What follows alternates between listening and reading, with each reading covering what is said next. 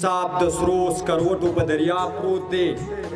ولې د دومره بې وسۍ او مجبورۍ باوجود ولې دې بعضو خلکو ته حساب پروت دی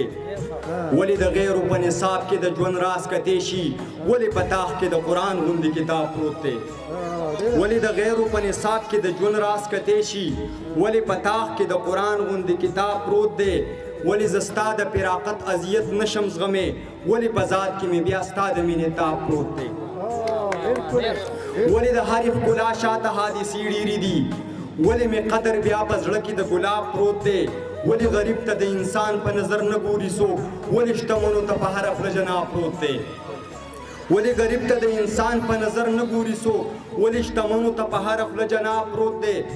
ولې ضمیر د بې ضمیرو ازاله نه کوي ولې د هر حساس دی روح وجود سراب پروت دی ولې زه دومره بې هنره یم مطربه یاره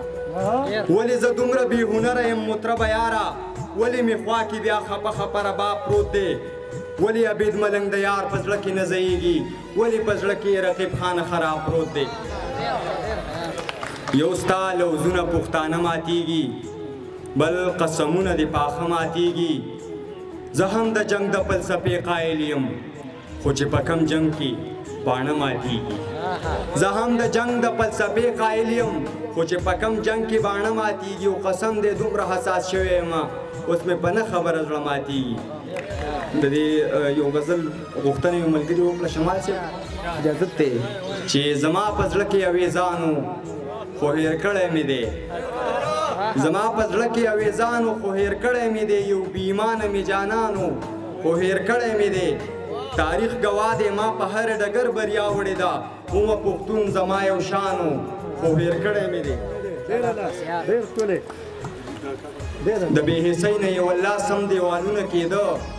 زما د ټول ژوندون ارمانو خو هېر کړی مې دی ما به د وخت د جالانو مخنیوی کولو زما سینه کې پروت قرآنو خو هېر کړی مې دی چاته یې ویل چې یو شاعر و په ما مینو